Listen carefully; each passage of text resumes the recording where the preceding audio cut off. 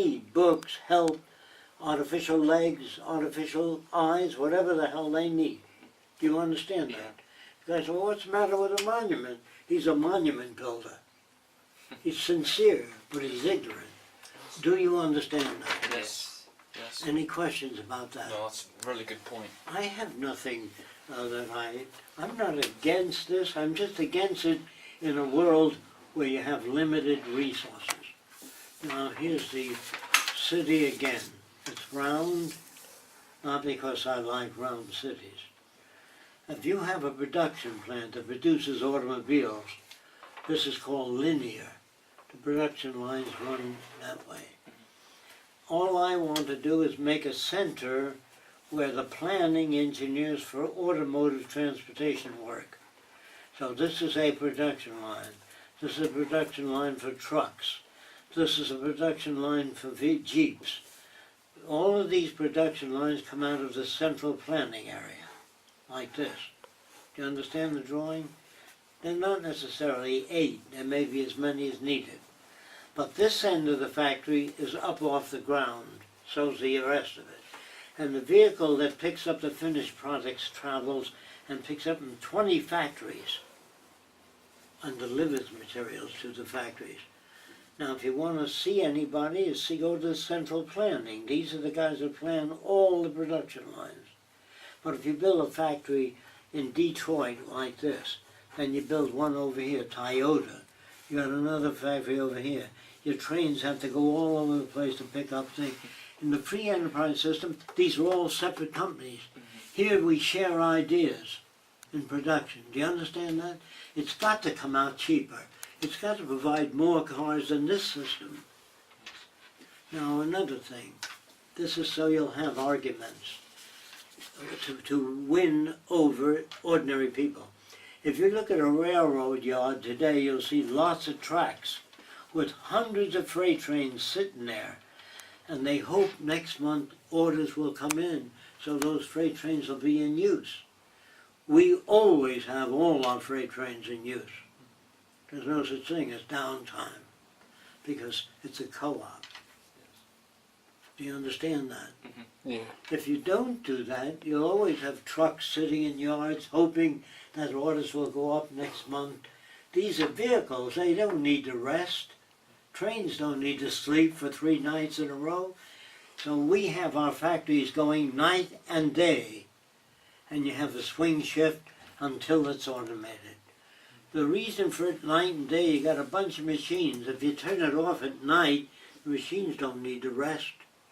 You can turn it off once a month for servicing. That's all right. Or a night, 3 nights or 5 nights of servicing. But if you don't do this, if you do what they ordinarily do, you have to take my word for it if you don't know this. If this is a factory, and this is the parking lot, or this is a shopping center, and this is the parking lot. If you make a shopping center round, that's shoes, this is furniture, this is stuff to eat, whatever you got here, you park adjacent to where you're going. In this system, you walk through the whole shopping center, and then you have to go back to where you started. In this system, you start here and you always come back to where you're at. So it's cheaper for automobiles to park in adjacent areas. But if this area is larger, more people are going here, you have movable walls. So they slide, and in the shopping of food, say it's larger, you roll your walls over. Do you understand what I'm saying? This way you build a factory, and if business is bad, it closes. You move your walls up and back for different changes in production and need. And you have round factories with walls that travel on rails up and back, and each size can be varied depending on how you're doing. If you're feeding enough people, you can move your wall over and make it smaller. If you don't have enough food, you make it larger. Is that real clear? This is the detail I don't give out, because people will patent it and start using it, and they'll make money on it commercially. So I don't like to give out detail of how the system works. When I talked to you about the airplanes, I think if the landing gear fails, all that's patentable stuff. And I'd like it to be part of the new economy.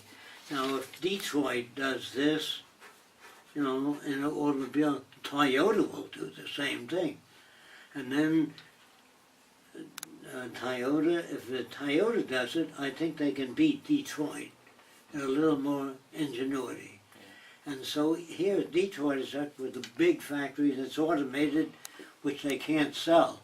If Toyota can turn out the same product cheaper, you can't sell your factory.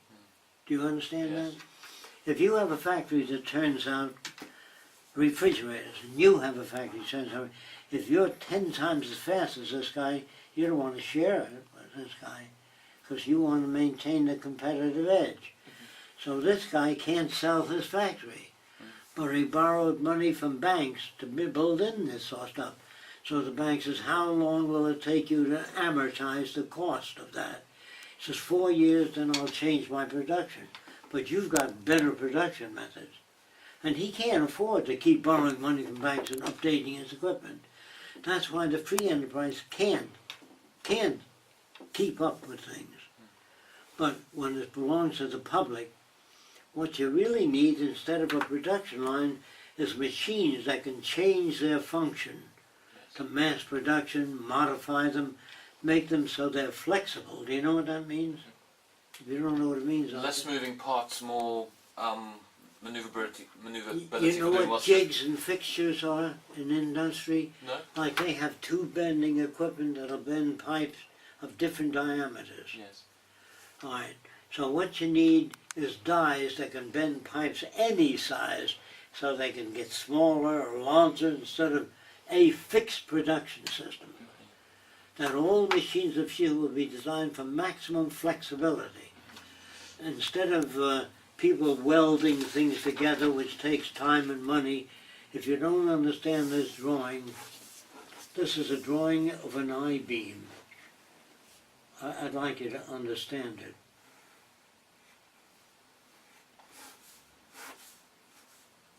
You understand that drawing of an I-beam? The I-beam has a thing sticking out on it, and it has what looks like a half a buck, very thick, sticking out here. And then the walls have a keyhole in them that look like this. And you stick this into the keyhole and drop it down, you don't need to weld it. And you can disassemble it faster if you've got better ideas. And you can use these beams over again in different ways. There are thousands of different multi-use products, but people that do welding make a lot of money. The system doesn't make as much money, but it'll knock the other guy out. And if you make buildings, let's say you made a building old-fashioned, and the memory metals are just in the joints right here and right here, not the whole building. So when you turn this in and that in, you deliver a thing like this, and then turn the memory on, and it goes up like that. The joints are just here, the memory metal, not the whole building. It's just in the joints. So if you turn the building in like that, collapse it, turn the memory on, it goes up like that, out. But people think I'm using memory metal throughout the whole building, just the joints. So when I say, yeah, but who's going to make the memory metals? The memory metals are extruded automatically. It's very easy to do. That's the way they do it today. So when people say to me, well, what's the matter with today's stuff? If you make a refrigerator round like this, and all the shelves rotate, you can't get to the back of your refrigerator. You have to take everything out to get to the milk bottle. If they're round, you rotate it, you fill all your stuff in. And you don't need to open the whole door, just this sliding area. That's great. You understand? Yes. All right, now, all the ovens, I think I mentioned this before, will have a pinnacle sticking up like that, instead of a heater coil. Your pots will have an indent in the middle sticking up, all of them. So if you're making soup, the heat only goes through the soup. Do you understand it? So you got a coffee pot here, and there's a pinnacle sticking up. The heating element is not in the pot. It's on the stove sticking up. So when you put the coffee thing, the heat only goes through the coffee. You know what that would save a nation in energy? Rather than a hot plate underneath it, where the heat goes all over the place. And you have to wait till the heat goes through the whole thing. Here it goes through faster. You'll save millions of kilowatts of oil, energy, electric generators, everything. But the electric companies would not like it in a private system. They'd rather sell the gas range or heat range in every apartment. I would rather make the apartments large and have dining areas for the whole community instead of housewife making bacon and eggs every day. I'd rather photograph Chef Milani making food and then program computers. I don't know if you know that. A surgeon has 10 tremors per second in the hand. Computers have none. So when they do surgery, they cut with a controlled depth. Well, the doctor has to do it first so the computer can measure his position in space. Then thereafter that operation, a doctor doesn't know anything. When he cuts a person open and it turns red, he says hemostat and he clamps that area. Where did he get that in medical school? If you teach a computer to scan for color, suddenly red blood comes out, the hemostat goes on it. See, a doctor says to a nurse, hemostat, the nurse gives him a hemostat right in his hand. Then he says clamps, the nurse gives him clamp. A turret head, when the doctor says hemostat, it turns and he takes it. Nurse, the clamps, blood clots, whatever the conditions are, he gets. Sooner or later, the material doing the surgery will scan, make sure there's no hemorrhage. And if there is a hemorrhage, it's immediate. The turret head turns and locks it. But a doctor has to look at it. Another student says, see, that's a hemorrhage. He's got to instruct people. Your computer or your laptop has a lot of information, but it's just a computer.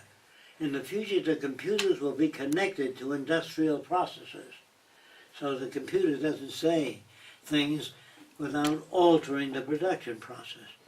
When the computer is connected to machines, it can say hemostat, this, that. So we're just looking at a world where computers are connected mostly to people. In the future, they'll be connected to industry, agriculture, so you'll know what the hell's going on all over the world. Right now, they talk about centralization. You know what that means? Decentralizing. Because when you have Washington, D.C. here, and this is the United States, Washington doesn't know what's going on in Florida, nor the state of Washington, nor New York. So they say, we want to decentralize, but with computers connected to Washington, Oregon, Florida, Key West, you know what's going on all over the country. And since you don't have any vested interest in Florida, there's no reason to decentralize, and you got to have computers all over the place. Here they're connected to the whole of America or the world, so you know on one central computer everybody has a model of the Earth in their home. When you get to Venus, I'll show you a model of the Earth and you touch it. It gives you the population, the Atlantic Ocean, the ice. It speaks as you touch different areas. Have you seen The that? cybernated complex is what you Yes. call it, yeah. Now then you can get the depth of the ocean, the production, ice formation, hurricanes, everything on Earth is in your home. So if you want to know anything about any state, you plug it in, you touch it. Or you don't even need to touch it, get in proximity of it, it'll tell you what's going on. Just like a little unit you move your fingers by. And everyone will have access to that information. It won't, so like Wikipedia and that kind of stuff. It'll be... Jack can't hear you. Everyone will have access to that information, Oh, yes. Well, mostly people that have concern about those things, that manipulate the environment. everybody wouldn't want that in their home. But guys who want to know, if I build a dam here, what's going to happen there 5 years from now? The computer extrapolate, tick, tick, tick, based on known information. It says, if you build a dam here, it's going to cause a drought there 4 years from now, not immediately. The computer extrapolates. If you build 4,000 planes a month, there's no airport to receive 300 landings an hour. They can't. So it scans all the airports, then it tells you how many planes to build. But if you just build cities all over the place and food is way over here, how much does it cost to transport that food? So food has to surround each city, photoelectric cells, solar power. Each city has to be self-sufficient because electric lines lose a lot of energy over long transmission. Unless you produce absolute zero, there's no loss. But the energy to produce absolute zero costs a lot. You know what I mean? Mhm. So I was going to say earlier that we will streamline production but as you much know, as we can. just saying that, give them an example. Mm. But don't give them details. Right. Just say by having a central air conditioner, piping it to all the buildings better than one hanging out of each window. Right. But it's good for the electric companies, the other one. So I don't want a person making bacon and eggs every morning. I want Chef Milani, or whatever they call the best cook, to chop up onions and do what he wants, but photograph every motion he makes. If you're not familiar with that, I think I told some of you that the auto companies spray rubber under the metal so the rain won't drive you crazy. It deadens the sound. But a guy has to spray rubber under the car first, and the computer measures every move he makes and logs it in, see? And then thereafter, from there on out, the cars are sprayed automatically with rubber. Now if you teach, say 1A or 1B, we photograph you teaching. We photograph 99% of the questions kids ask and put in additionals. So he doesn't go to school every day and says the same thing to 1A and 1B. 2 and 2 is 4, 4 and 4 is 8. That's done automatically. His image comes into the class full size. Good morning, students. And he then tells them about history of the United States without propaganda. And he tells them, but he can be out sailing a boat. I don't want him there every day doing the same thing. You can go back to school and study advanced teaching systems, whatever you want. But if you do every day, get in and drill holes in metal, it's the same process. We can easily automate it. Yes. Do you see this as a for education? I mean, surely that could solve Yes, all, technical education. but right across the entire globe, if you could have the best teacher, and Photograph. yes, So he can have 40 schools Yeah. instead of one, yes. and put absolutely. all those kids in Africa By and getting the Madagascar best training. on a some kind of route. Maybe they do it on the computer, but they go on a We on- can't have good teachers go from one school to another. Yeah. It's cheaper to photograph them delivering like you're doing now. This lecture, I hope, if it's recording, will appear many places. yes. It won't change everybody because the language is not convenient for everybody. But done on multiple levels in the future, for coal miners, members of the Ku Klux Klan, each lecture has to be by a Southerner, by a black man to the black community, by a Polish guy to Poland. Like if I go to Africa, they invited me to Africa, and I'm lecturing to black people there, what the hell is Whitey doing here? You know what I mean? They'd rather hear it from a member of their own group with a foreign accent. France would love a Frenchman to do that. So that's where people are at, and that's what we must do. Is it the right thing? No, but it's the right thing for the present day. So the way I talk to the Klan today is not the way I talk to them a month from now. You understand that? Yes. It's an entirely ever-changing system. It has no fixed methods. This is the way you do it. This is the way we do it now because that's the best we know up to now.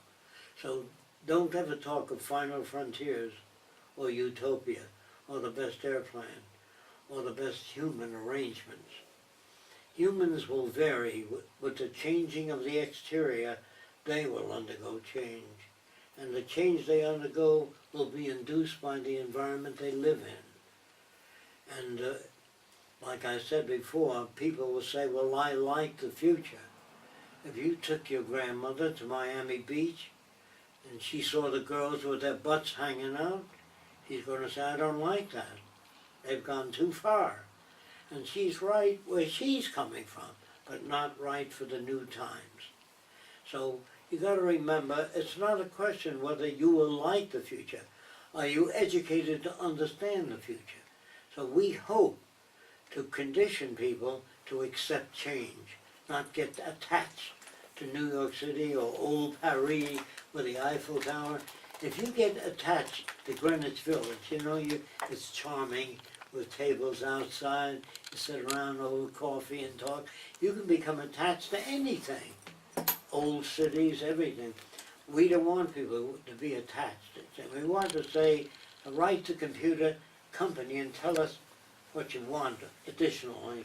Well, I want my computer to be a camera too. I'd also like it to be an alarm clock. I'd like it to tell me what events are occurring in society that I might enjoy. Well, the computer engineer says, your computer can't do that until we put your value system into the computer. So it scans your values and tells you what you might enjoy. Do you understand what I mean? The computer will not be able to tell you anything. Unless you're interested in flying, sports flying, scuba diving, you put all your interests in the computer and then it'll notify you with a blinking light of an exhibit that you might enjoy. But also it'll notify you of exhibits you may not understand but will be relevant to your interests. Do you think you know what I mean? But it can't do that unless you talk to computer scientists in flying, scuba diving, skiing, water skiing, engineering, mechanics, and chemistry. The more you put into that computer, the more the computer will tell you what's available to him. So you can go back to school or you can go in the lab and work on things.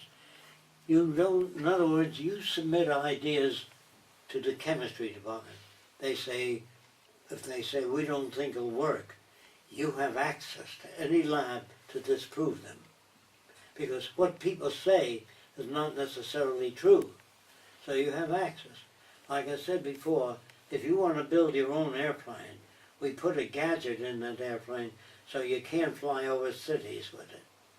If it's your own design without approval, over ocean only.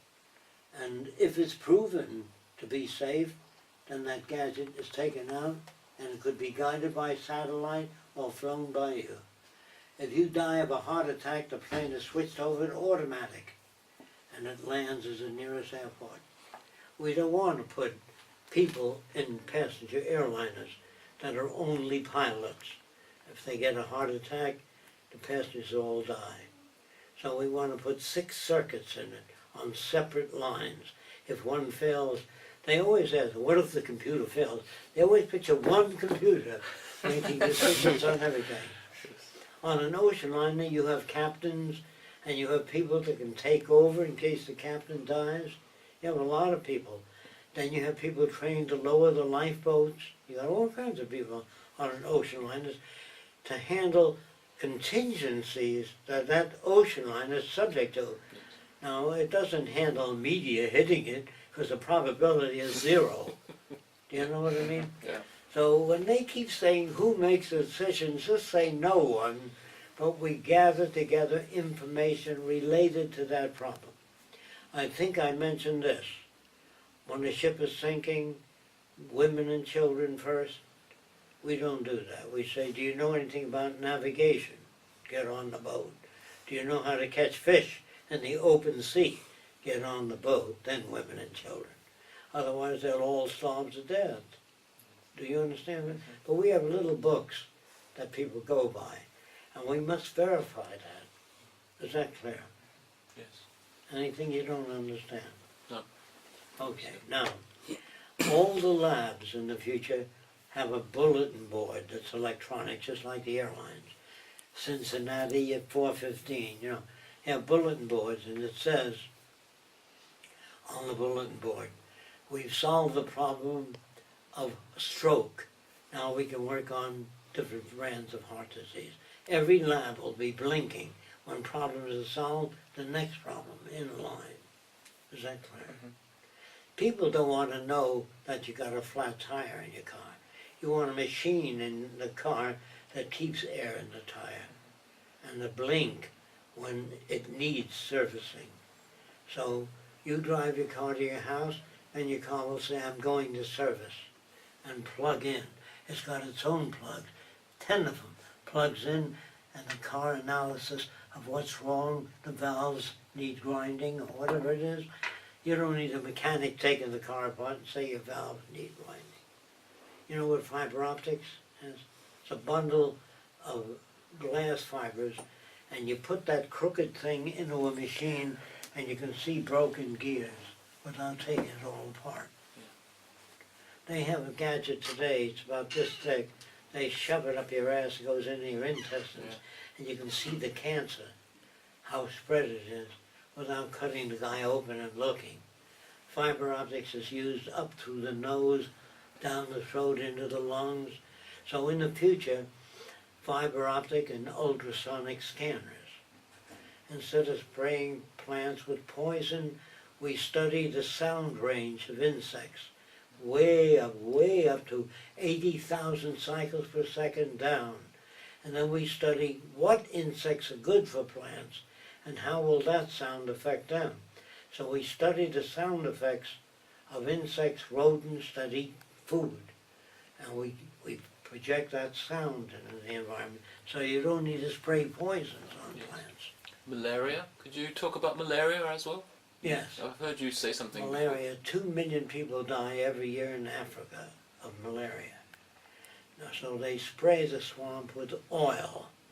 Oil seals the water so the fleas, mosquitoes can't get out, the larvae can't get out, but the fish get no oxygen, so the fish die and mosquitoes. And the swamp water, the spray sinks down eventually and contaminates the groundwater. So what we do, don't discuss this, we have a light under the water and color band turning. And the color band is for the kind of insects you want to attract. So at night they fly right into the light and they drown. Do you understand? The light's under the water, not above. I see. If it was above, they'd hit and fry and die. So you can put it under the water. And thousands of malaria mosquitoes hit, the fish eat them, and you get more food. Yeah. Not just malaria mosquitoes, you get more food to feed people. That's the kind of research we do. Are they doing that now? No, of course. Has anybody tried this technique? Has I've anybody? got billions of different ideas, and I will not, if I gave it out, people will take out patents and charge you so much for doing that and so much for doing this. I want to release that if we get a global economy. If I don't, this system can perpetuate a little longer, and I'm not too interested in that. Have you put these ideas in a safe place for No, I've got them all over the place. I got thousands of things Good. in Venus, Florida. Good. But I want you to know that every aspect of the future, even concrete, like you see out there, concrete decks of buildings, we have an injector that injects particles into the mixture of concrete. And then it forms air bubbles all through the concrete, so it's 1/5 the weight. But where the concrete meets the metal molds, it becomes dense. So the center's core is full of bubbles, which is insulation, no condensation, lightweight, and stronger. And we use much less concrete if you have air bubbles in the middle. Solid concrete is not as strong as air bubbles in the middle. Did you know that? So if you do that, it's like in the old days, a pilot used to have a fire extinguisher in the cockpit. Well, if a plane engine caught fire, it's hard for him to put the engine on. So we have nozzles on the airplane at all areas where fire can occur.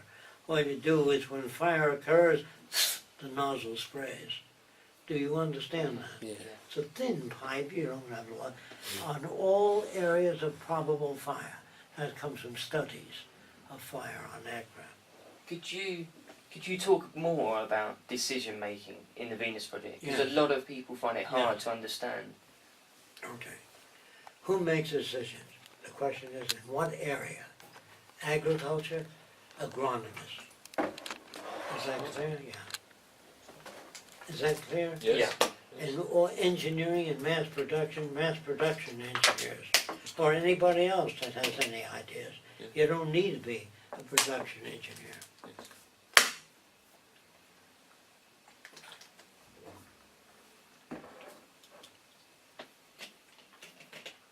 Fire safety hazards, safety engineers, there are people like that study that. Then there are people that investigate airplane crashes. It's called the FHA, the federal government has an agency, and they go and they look for whether the body was blown out by an explosion, or whether the engine failed, or whether a bird flew into the turbines. But airplanes are not rigged to generate a certain sound that'll keep birds away from the airplane. That's what's needed. So that goes blinking in every lab. What do you need for air safety? It lists a whole lot of things, and you start on that. You understand? So labs don't just work on anything. It's a survey committee that tells them what to work on. So it's never a dictatorship. Now it looks like to normal people that you're telling him what to work on. Where do you get it? From surveys. So it's not you dictating. Do you understand that? Yeah. Is Fresco there telling everybody what to do? No. It's telling them what they ought to do in order to come up with ideas. But if you see anything wrong with anything, bring it up. Does that make sense? Yes. Sure. So there's no dictatorship in it. Now, who runs the whole system? With global connections to shipping, agriculture, you can see conditions on Earth. Every hurricane, every iceberg melting, the temperature all over the world. So your decisions are right before you. Now, you don't need a person sitting there. You can have electronic inserts